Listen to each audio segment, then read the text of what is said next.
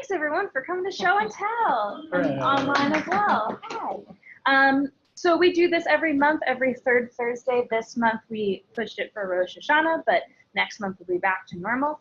And if you hear something, you get inspired, you're like, oh man, I definitely want to talk about something that I'm up to or I'm working on or I'm interested in, come talk to me and we'll get you set up. So does anybody want to go first for our speakers? I'm going to hand out my little quiz first while people are going. You need a pen for it. It's a paper quiz. Thank you. Oh, sorry. Okay. Just tell me where you want me to be. If you're comfortable there, then that works for me. So as you're writing, my name is Dawn Fallick. I'm a professor at the University of Delaware, and I'm an investigative medical reporter. My master's is in database analysis, so I can go through all the big government databases. And I worked for the Philadelphia Inquirer on their medical and science desk, and now I mostly write for the Wall Street Journal. But I am, as a medical reporter, I wrote and I saw a lot of research about social isolation, but it was mostly geared towards senior citizens, people over the age of 70. And then about 10 years ago, I started seeing more and more research being done about loneliness and social isolation in people in their teens and 20s. And at first it mostly had to do with video games. And then it was starting talking more about technology and then smartphones. And then about 5 years ago, the medical studies started coming out, looking at the mental and physical ramifications of being socially isolated and being lonely. And there's a survey called the UCLA Freshman Survey, and they survey over 600,000 freshmen a year. And what they are finding is that, like this year, senior citizens, people over 70, it's usually about 40% say that they're lonely or very lonely. With college students, it's now 60 to 66% say they're lonely or very lonely, to the point where it interferes with their lives. And I see it in my students. They have trouble talking to each other. They don't go out as much, and when they do, it's specifically to, like, usually involving some sort of, fireball liquid. And I teach journalism students, and they are very afraid, many of them, to go and talk to people in person. They want to do interviews by text, which, no, you cannot.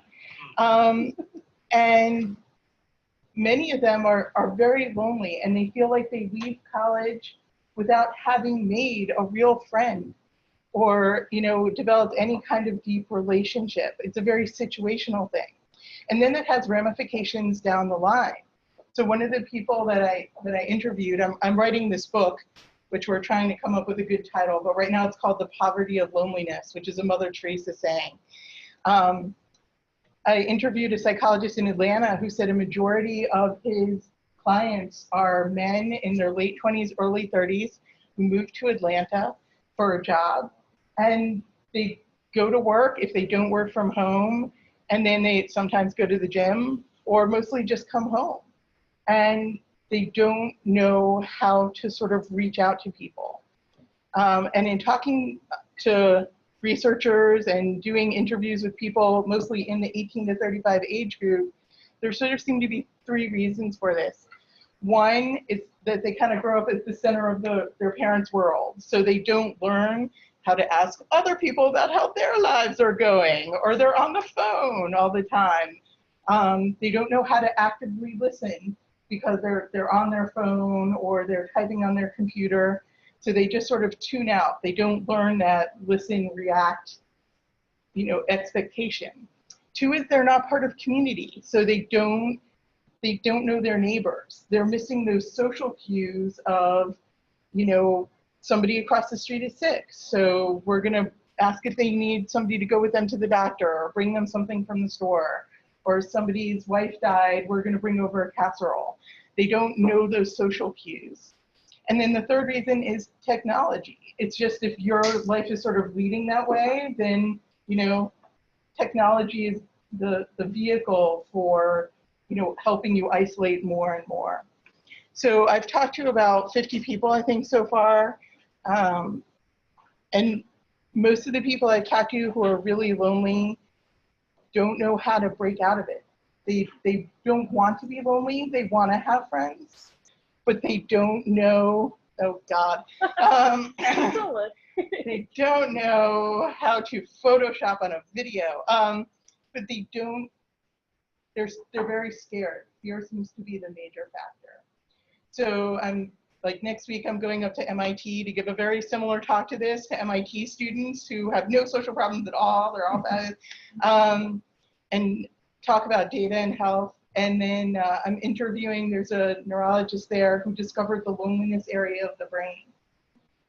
And then I'm going out to UCLA to do another talk. And then also they're doing research there. Like, if you're upset and you talk to somebody face to face, your cortisol levels drop, your stress hormones drop, you get this rush of, happiness, serotonin.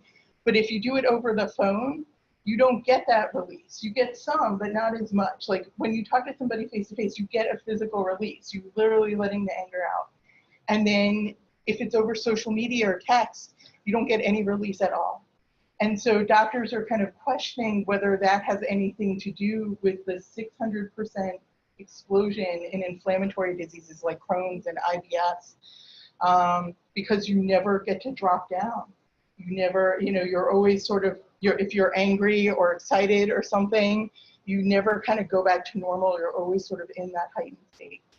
So that's what I'm looking at. And so what I handed out to you was there's a loneliness scale. And this is the kind of the foundation that researchers use to say, okay, are you average lonely? Are you more lonely? Or are you chronically lonely? So that's it. That's the research. Wow. Yeah. It's not intense or depressing at all. No.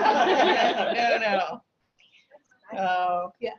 One of the things I've noticed myself is that we no longer write letters, and of course, and we don't phone, because I have friends on the West Coast. And when I first moved here, I would say, well, why don't we make a date to call once a month and talk on the phone to say we're touch? And eventually it died out. Mainly, I think people don't stay in touch by talking. It's like you start comments on their Facebook posts. And these are even not young people. These are mature professionals. They're like lawyers and executives and professional people. And I find it very frustrating myself, because I was looking at, let's do a phone call once a month to stay in touch. And I actually go on the writer, so I write letters and all that. But I just wonder if you're seeing that kind of people. When you move away, you just die. It takes effort on both parts, but it's, people feel like they've caught up with you on Instagram or Facebook, so they don't need that phone conversation anymore. And also, as far as writing letters go, I don't know about the rest of you, but most of my students didn't learn handwriting in school, and my handwriting is terrible. So even through email, you can type that way. But for me, like I have a friend who's my age, 25, and I would call her and she would text me back. And finally, I left a message that said, look, motherfucker, you're going to have to, sorry, I don't know if I can curse on that. Oh, go for it. I was a police reporter for a long time. So, I was like, you have to call me back, because I can't hear through text if you're upset or, what's going on. I can tell them, this is my college roommate. So from undergrad. So I know immediately if from, hello, what's going on, what kind of day it's been. But I can't tell from text. And there's all sorts of misinterpretation from that. And sometimes you just have to lay it out. And if people don't want to respond, then they don't want to respond. But yeah, it's changed a lot. And many of the interviews I've done, there was this one guy that I talked to in Oklahoma. I was the first person he had actually talked to in 6 months. So, and we talked on the phone, I was interviewing him for about half an hour, 40 minutes, and he couldn't believe it. He's like, this is much easier than I thought it would be. It just, and part of this started, I'm on the West Philadelphia Facebook page, and there's a woman there. She no longer lives in Philadelphia, so I feel free to tell this story. who said, this is an emergency. I desperately want some ice cream and I'm looking for this flavor and I think they have it at the Fresh Grocer up at 40th and Walnut. Does anybody know? And I said, why don't you just call them? And she said, well, how do I do that? And I mean, it really took everything I had. Not that they are kidding me, but I said, do you really not know how to use the phone? And she said, well, I'm scared of the phone. And all these other people piled on. They're like, yeah, I don't like the phone either. I don't, like, she never got her ice cream. Now, nothing is going to get in the way between me and my ice cream. If I want the ice cream, you know, I'm going to call. And she didn't want to go there either. She wanted it delivered. So even that amount of effort to go to the store and look for herself, that was too much. So that just sort of, you know, kickstarted a lot of this. So I'm like, this is really an issue that's happening. So, yeah. I'm wondering about, like, I was recently talking with somebody about how public space, like having public space that helps us communicate or has like some tools or tables or things where we can meet other people, helps people not be lonely, but there's such a lack of public space in especially in suburbs, that it like increases loneliness. And I just wonder if you know anything about that or. I don't know, but if you think about most public spaces, whenever I'm in any public space, people are on the phone. Right. Like, even if you think about like the elevator, you know, people would be in the elevator and you'd exchange a little small chat. It's beautiful out today, isn't it?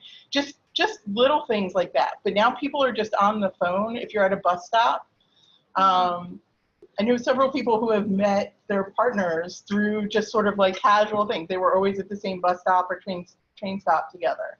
And, you know, they would strike up a conversation. But if you're on the phone, even in a public space like that, it's going to limit you. And now people are so afraid to interrupt and say, so what are you looking at on your phone? That sounds kind of creepy, right? And be like, so, you know. I mean, even if you think about it, on the subway, people used to bring books, and now it's on a Kindle. So you can be like, oh, I've read that book. It was awesome. Unless you're like creeping on their Kindle, and then they're going to be like, can you stop looking at my 50 Shades of Grey? So yeah, there are all these sort of obstacles to it now, even when there is public space. I'm going to give you a quiz because you came in late. Don't worry, we all took it. Yeah. You're not lonely in this case. There's no grading, I promise. I don't think we're very representative. So, well, it's kind of interesting because, like, I went to Benjamin's desk, and everybody's in their separate corner. They don't talk to each other. So this seems like a much more social group. But I bet there's somebody who organizes those social things. It's not, is it, you know, not organic, that's like, hey, you know, let's go blah, blah, blah. You should interview Alex and Sam. It's organic and in many ways, but if you have, it's sort of like someone turned on the juice that made the organic structure. Right, people want to connect. Yeah. They just don't know how. Yeah. And that's why there's a lot of that last minute canceling. I don't know if you guys have been on the receiving end of this, but where, you know, 30 people say they're going to come to your party and 5 actually show up, and then they're like, oh, I'm tired or whatever. People are like, there's something that's preventing them from actually leaving the house and having to go and talk to people. Because it's a little awkward and it's a little uncomfortable and you have to get past it. So, yeah, no. So I'm really worried about this generation 10, 20 years from now. So, and, you know, the medical consequences of this. Lydia, who's online, says she thinks about this topic a lot too, so thank you for your work on it. When she talks to people about getting off their phones, they often bring up how there are apps to help them do that. And to her, an app to help you get off technology is like a diet pill to help with weight loss. The diet pill is part of the problem. Right. Oh, that's so cool. So it's on the internet? Yeah. Yeah, she's watching on here. Wow. Why didn't you come in, Lydia? Were you afraid? She lives in New Yeah. York. Where do you broadcast? So. Oh, she says, ouch. It's on Zoom, so almost all of our events are, I just bogarted this. Oops. Almost all of our events we put on Zoom, which is indyhall.org/Zoom, so you can tune in whether you're here or not. That's cool. what's kind of interesting on the other side of it is because they've been doing research about senior citizens, and they found that the one thing that really helps is volunteering, because then you feel needed. Somebody is expecting you to come. If you don't show up, it has consequences for that other person, as opposed to like not going to that person's party. So that really helps. But the challenge is, how do you do that with 20-somethings who are mostly not mostly, but very often working from home. They have full-time jobs, because they feel like, well, what am I going to teach somebody to do? Play World of Warcraft? So, which I'm like, I would like to play World of Warcraft. That'd be fun.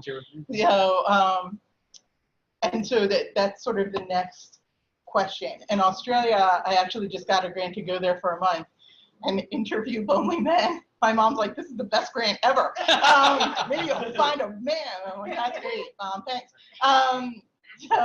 But they have a program there called Men's Sheds, and it's funded by the government. And what happened was, about 10 years ago, there was a public health conference, and researchers were talking about how they were really worried, particularly about older men, people over the age of 50, not having friends and connecting. So now there are over 1,000 of these groups, and they work on a project together. So every other Friday night or whatever, they're building a bench for the community, or they're working on a house together, because men communicate side by side, like at a bar or at a football game. They don't communicate as well face to face. And so there's usually a facilitator who's sort of trained in this. And so now that it's been about 15 years, they're changing the focus, and they're reaching out to more people in their late teens, early 20s. So that they feel like they have a place to belong. They have people there who are expecting them, and that they can come and talk and not talk, and it's okay either way. Time for maybe one more question. Yeah. Have you studied the association, the correlation between the perception of being alone is negative versus people who perceive being alone as positive? Well, there's a difference between alone and lonely. Yeah. So it's the word lonely, and there's lots of stigma with that. And so I actually had a little experiment where I'm part of this group online. It's a women's group. They're all in their 40s. And so I've mentioned something like, because most of my friends, when we all got laid off at the Inquirer, I lost my social group. A lot of them moved away. And I was like, how have you made friends? Do you still have the same friendships? Are any of you around Philadelphia? And it was fascinating. There were many people who were within 5 miles of me, but not a single one was like, well, let's go get a cup of coffee. They're like, one of them was clearly very wealthy, was like, why don't you start an investing club? Or why don't you join the Lombard Swim Club? Which, first of all, has like a 7-year wait list and needs $2,000 to join. But not one of them was like, why don't, I'm having a bunch of friends over, why don't you come? Not one. And it's like that they've found that word, using the word lonely, is a repellent, that people don't want to deal. And they feel like that puts an obligation on them. So how do you talk about it without talking about it? Well, thank you for letting me come. Thanks, That's you all. So. One last question. Can I give your contact info to Lydia? Because I think she wants to talk to you more. Yeah, that's fine. And that leads me perfectly into our next talk about introducing people. Awesome. Girl? All right, let me get you. Oh, yeah. Do you want to switch over here? I don't know yet. You can be wherever I think I'll be you over like. here. All right. Actually, Sam, that's the question. Will my slides be on the screen? Your slides will be on the screen. Marvelous. And I'll sit where you're sitting. Sure. Or even here. Sure. Should be my clicker. I will happily be your question. Oh, and let me collect your quizzes. Oh, yes, please. Wow. And I'll give you back your pen. I'm doing great. I'm parking a loading zone. I'm sure the PPA is like, I was just wondering, since when has since 2004. So it hasn't been that long, but it's been a market, particularly with Crohn's disease and other inflammatory diseases like that. Oh, that's here too. My partner was. It's really interesting.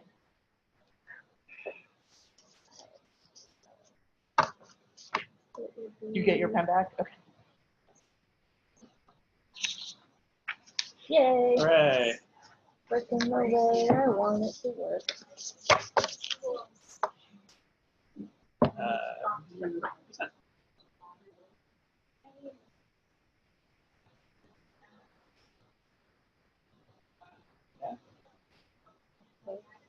Cool. And maybe I'll show my notes. Maybe it won't. It's all right. Hi. For those of you who don't know me, I'm Neil Bardham. I've been here for about 4 years as a member. And the other day, Sam asked me, Neil, would you do a show and tell on introduction emails?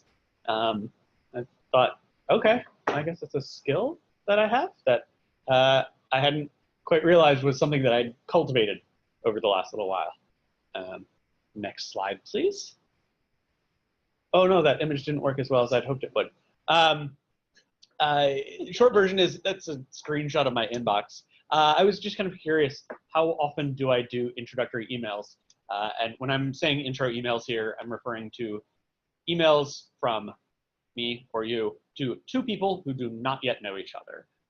This is not the like, hi, I'm Neil, here's what I'm doing. It's Sam, meet Adam, Adam, meet Sam. You guys should talk, you two should talk about a potential den mother role here at Indy Hall. True story. That's how that happened.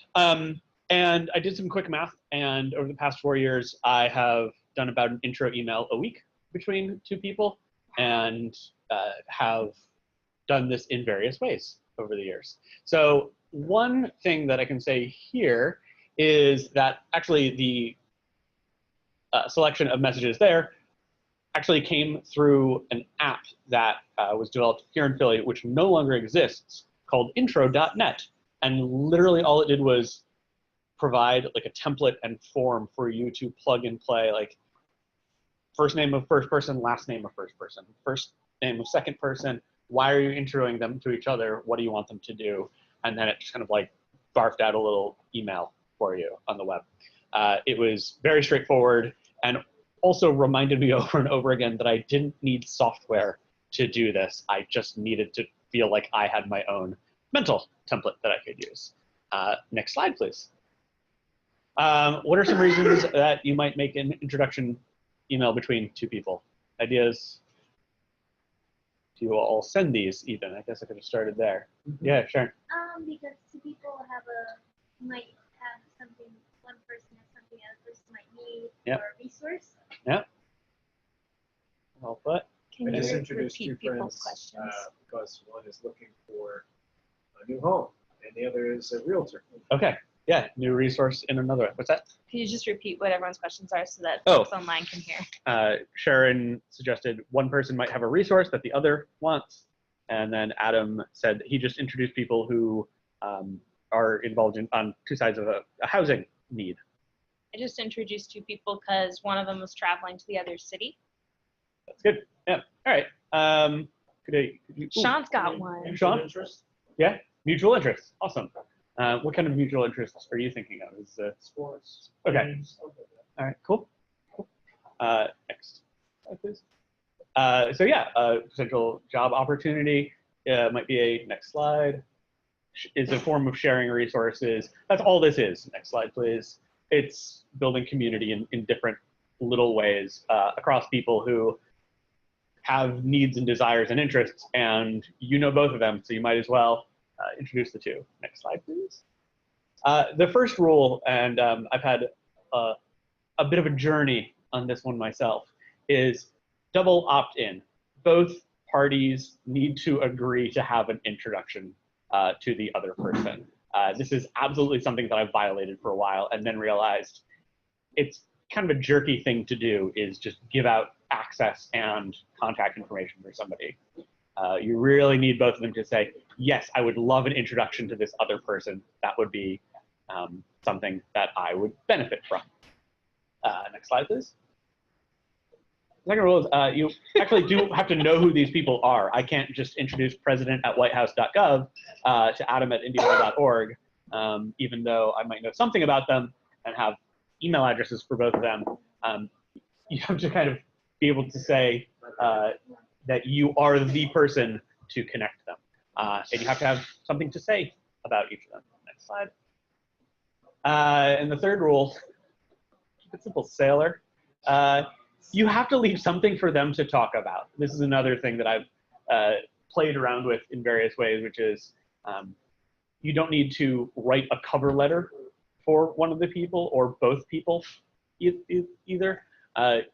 Give them an opening to have a discussion. And a kind of inherent in kind of the second and third is it has to be interesting enough to both of these people, right? They both have to really want to be there and be willing to read it and follow up. Next slide, let's see how this goes. Cool, can people read this? Okay, not so great, no, right. I'll read it aloud for everybody. Tom Smith and Dave Johnson, with permission from both of you, making it clear, here's the email introduction I promised. Tom, Dave is a member of my Indy Hall co-working community. His work experiences include copywriting and social media strategy. I've worked with him on fundraising events and always found him to be a great teammate. Dave, Tom runs an inbound marketing firm and is looking to fill a copywriter position. I think you'll enjoy talking to each other about all things HubSpot, and Dave's interested in a new role. No need to CC me on anything, but ask if you do have questions. That's it. This is basically the template I use over and over again. It's kind of working from the top down. 4 minutes. Use full names for both of them. People's email addresses wouldn't necessarily show this. Know also how they want to be referred to in these settings. I have friends who use a full version of their name socially and a shortened version of their name professionally, and it's just like be really aware in what capacity you're introducing them. That second line is, again, making it clear that like we've all bought into this process together. And then this is this is maybe the trickiest part, is how do you summarize somebody in a sentence or two about the reason that you're connecting them. And this has a lot of give to it. You can do a longer introduction about the person who's kind of in need, if you will. You can aim to make it balanced so that they both feel like they're in a good spot. This is very much up to you and situation dependent. I like to say, you know, something positive about like the person who's a job seeker. That always helps. It's not just, I know this person, they do a thing. It's, I know this person, they do a thing, and yes, this has my stamp of approval. And how you know them really does help. If you search for Indy Hall in my intro emails, you'll find it everywhere, of course. And yeah, give them just a little tidbit to talk about, and they'll figure it out from there. The other part is this: no need to CC me. I don't necessarily need to see every follow-up. I like to know that they've connected, and generally people will send you a private message and say, hey, I really appreciate the intro. But it's not on you to make sure that they connected with each other. And then that last part, ask if you have questions. Every now and then I'll have, you know, left out a couple keywords, and somebody will say, how do you know this person again? Oh, right, through comedy stuff. That's it. Next slide, please. Now you've introduced people to each other and they're having a grand time. That's all I had. I'm open to questions. Yeah. How do you sort of, like, in typical examples, go about sort of like asking permission emails? I don't know if you want to share more about that step, like maybe that example or some other example. Yeah, let me try rephrasing this for the viewers at home. The question is, how do you go about asking permission of people? And in this example of somebody's looking for a new position, I've found it's pretty easy to say to them, hey, I know somebody who has a position open at their company. Would you like an email introduction? I think nobody doesn't mind an in like that. The flip side is, and I used fake names here, so let's say it was Tom has the company, sending Tom a note and saying, hey, a friend of mine might be a nice fit for you. Would you mind if I did an intro email, or should they just apply directly or drop my name in the cover letter? Like, what would you prefer? And I think there, again, people generally don't mind the email introduction. It may depend on their organization and kind of the habits. But giving them several options so that they can say, hey, I don't have time to reply to an email, just send me their name and I'll make sure to pull their resume when it comes up, I think works pretty well. Does that work? Cool. Have you ever had an instance in which you didn't have mutual interest and one person had said, yeah, don't email me about that? And how did you navigate that? I don't think so. I think I'm generally very specific in my targeting of this person has X, this person needs X. Yeah. Or you've both been talking about this recently, and even if you don't have any clear needs, at least you have a similar mindset. Yeah, I'm glad you said that because several years ago, I got an introduction. Without discussing it ahead of time, asking if I was interested in being introduced, I got to think, I'm Kathy, I'm introduced to you to Pete. I think you both have a lot, of, whatever it was like, I really blasted that person. I have to admit, that was totally out of the Yeah. Yeah, and particularly these days in terms of general privacy, and people have a lot of emails to deal with. Making it clear up front, like you're going to you may get an email from me, or you may get a follow-up email from this other person. It's just the right thing to do to make sure that everybody's good with it. Yeah. What was your most memorable introduction? My most memorable introduction? Or your favorite?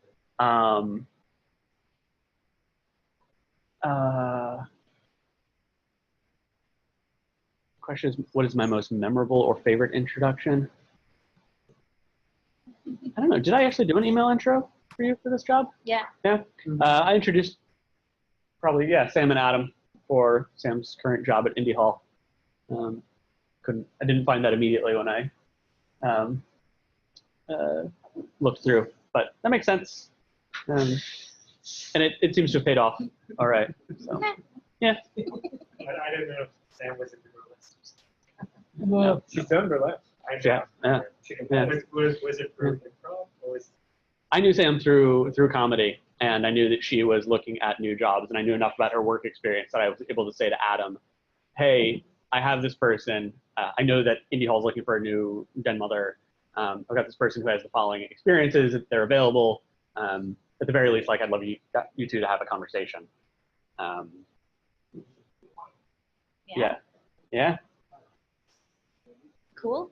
Great. Thanks, Neil. I have something to add really quickly, actually. Yeah. I introduced people yesterday and got mutual interest from both parties.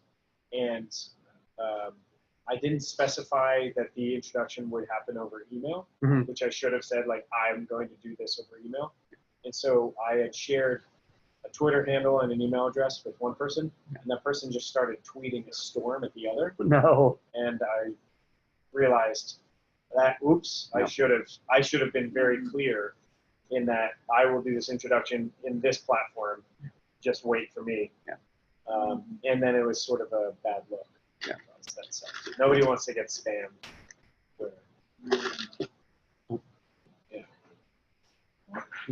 But this was really helpful. Cool. Yeah. That'll help. Yay. All right. And last but absolutely not least is Sharon. Sharon, do you want to stand over there and we'll turn ourselves? Yeah. Okay, first everybody gets one of these. A Bible. Little Just the Bible. New Testament. There you go. Chapter 9, the Apocalypse. Yes. Oh, okay. Yes.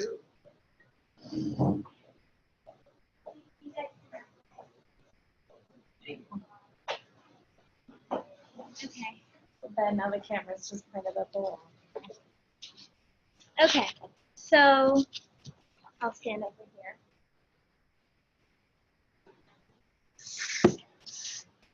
Hi, I'm Sharon. So I was introduced to Indy Hall maybe 6 months ago by Vanessa Generelli, who's been working here for I think 10 years. We knew each other. We met in a really short and quick way and said, you're really cool, we should get together again, through a professor of mine. And that's why I'm here, and that's sort of the introduction to what I want to talk about today, which is the project I've been working on for about the past 6 months, which is culminating in an exhibit called We Are All Designers. It's going up today, and there's a hang party at 2 o'clock if anybody wants to come, even just for a few minutes and see what's going on and have a snack and put something on the wall.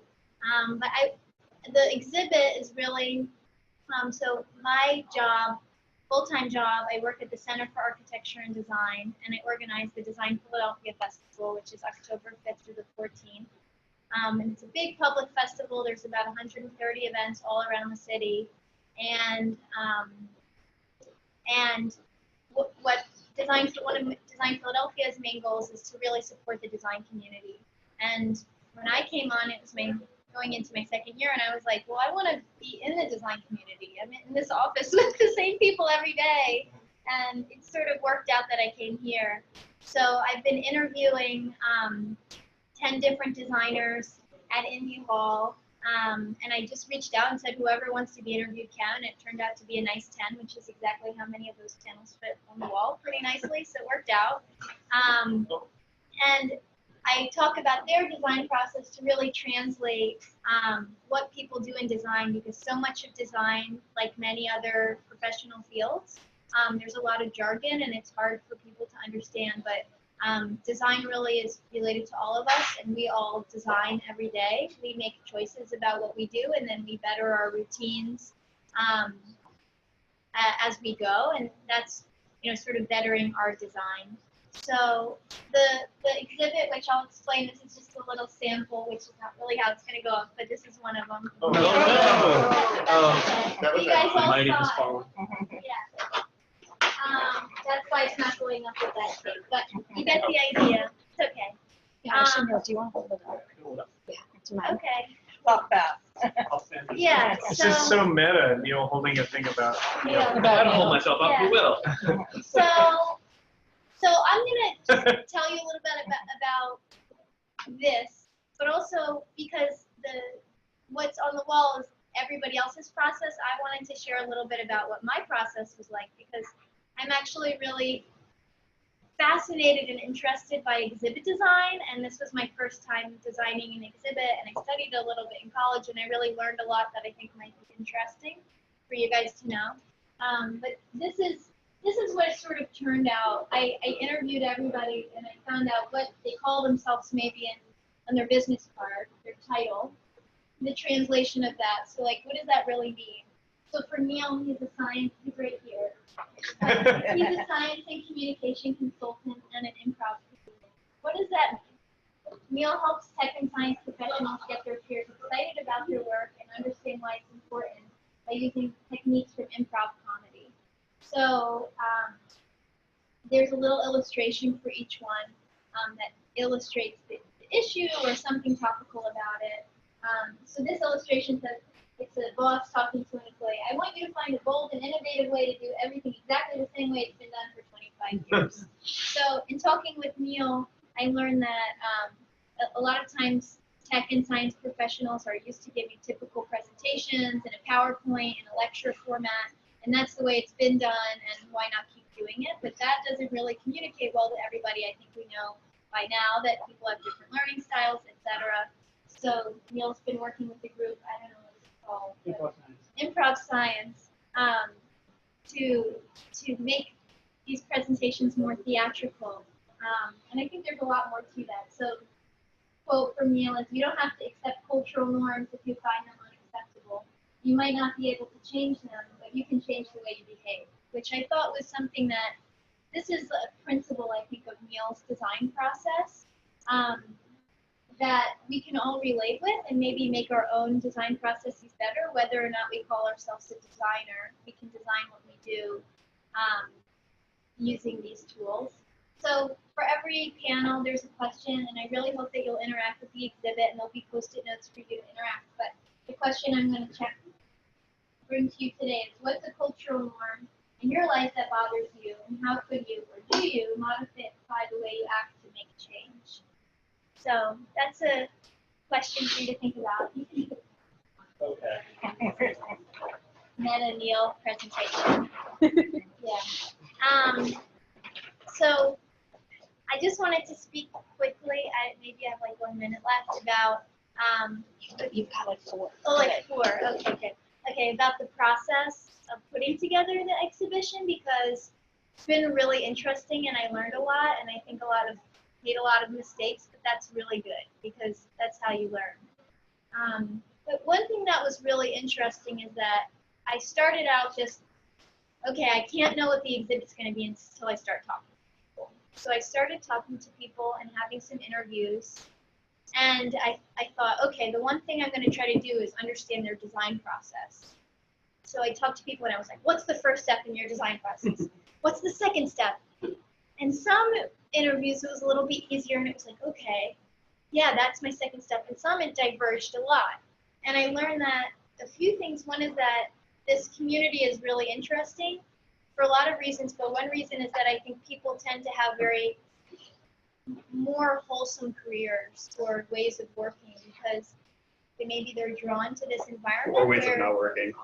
Yeah, yeah, it's drawn to this environment where, you know, it's maybe working is a little bit more, you can be yourself. And I think that it was interesting to talk to people because it wasn't just like, this is my work and this is my life. Most people were like, this is my work, here's how it relates to my interests, here's my other interests, here's my other interests. And I found that out. But also, what was really great about this process is that as I started interviewing people and started mocking up what the exhibit would look like, I learned to be a better interviewer and ask questions that sort of ended up, you know, being what the exhibit has turned out to be. And I think that it really taught me something about listening, which is that it's really helpful to know what, for me, it was helpful to know what I was listening for.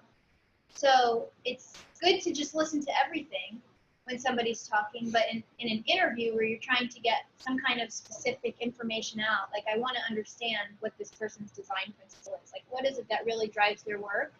It was good to be able to listen, catch something, and then realize how it might connect or what question to ask next. So I think one of the biggest lessons I learned from this process is that it's really good to prototype, and I think I definitely could have done more prototyping along the way. Yeah, so the exhibit is opening. It's a part of the Old City Design Crawl, which is happening. It's a part of Design Philadelphia on October 6th, 5 to 9. And I hope you all will be there and celebrate the 10 people and learn about them, because that's what this exhibit is really about, is sharing with the whole Indy Hall community and the greater public what people here do. And to learn a little bit about how you're a designer. So that's my presentation. If I can add something to that invitation, it is open house next Friday as well. So if you want to bring friends or family members or folks that you know are curious about co-working to come and work for the day and hang out before the show or work for the afternoon, we're going to have a pizza lunch. You'll be there for all the beer so you don't show up and it's out. I don't know if that's a thing, but that's also added on to the art show. I'm curious, how many people in this group right now have been to an Indy Hall First Friday art show? So a lot of people who have never been to one before. Sharon, have you been to an Indy Hall art show? So one of the things that makes the art shows really special and something that you can be a part of is it's not just a one-person show. It's put together with the help and energy of all of the entire community, anyone who wants to be involved. So today is the hang party. So starting at 2 p.m. over here, if you want to help out, there will be a number of us over here actually putting artwork on the walls. And we would love some help.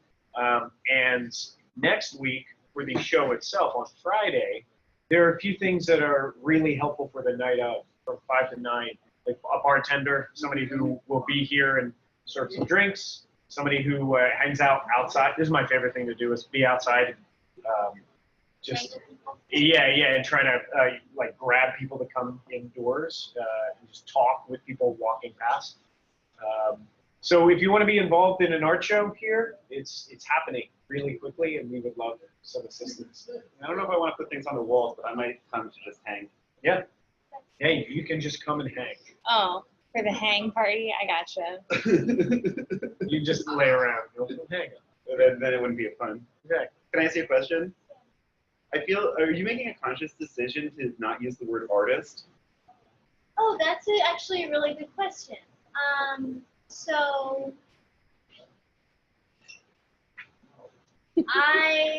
that's a funny question. Because everything that you use the word designer for, I use the word artist for. The word designer in my brain means someone who does graphic design for like startups. And I felt like an artist is a more general concept. So I was just curious why it is that you don't use the word artist. So the reason I used it, so I'll answer that question in 2 parts. I am not purposely not using the word artist. You're not purposely. I'm not Not- saying okay. these people aren't artists. I'm not making that, not doing that on purpose. But I am using the word design very purposefully, because I think that, so the Design Philadelphia Festival, design can mean so many things. And sometimes it means straight up art with a little bit of process or something, right?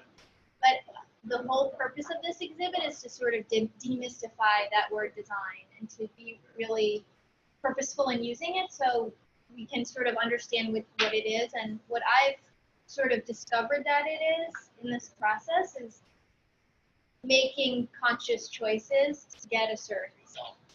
And I think that artists can use the design process sometimes, or a lot of times designers are artists. But I'm using the word design to talk about the process. You think that everyone is an artist? Oh, I'm an artist. I don't know. I think This is some One like thing- profound. Well, Bob jazz. Ross says that there's an artist inside all of us. Well, I think one thing I think is really cool is that it's initially not cool, but let me just say it. A lot of times people say, I'm not an artist, I'm not creative, I'm not a designer, I can't do math. You know, that we have like ways of being like, I don't do that thing. No, I don't ever want to be in front of a blank paper. And I think that if this was, you could make the same exhibit on this about art. It's like a way to make something more accessible, if you know what I mean. So maybe we all could be artists if we were given tools to feel like artists, but, right? Yeah, that's how I feel. Cool. David, did you have a question? Yeah. I'm just curious like how you approach the interviews, because it seems like an interesting, I know there's like huge like literatures about how to do interviews for white papers or That's doing being a journalist, but it actually seems kind of an interesting challenge to do interviews, but then the product isn't a written article, the product is a show. Is that like what you were trying to go for, or? Yeah. Yeah, I'm just curious like how you approach that. Yeah, so I approached it with help from the Indy community builders and sent out a message on GroupMe or whatever it's called, GroupBuzz, that said, hey, I want to interview people. And then some people, Vanessa connected me with their staff here, and they were like, oh, I'll be a part of it. And I asked the person for a 30-minute interview on purpose, and it got really easy for me to know when 30 minutes was up, so it's like just a quick 30-minute interview. And then I said, okay, I'm going to summarize this, and I'm going to show you what I have, and they approved it. And I had them approve.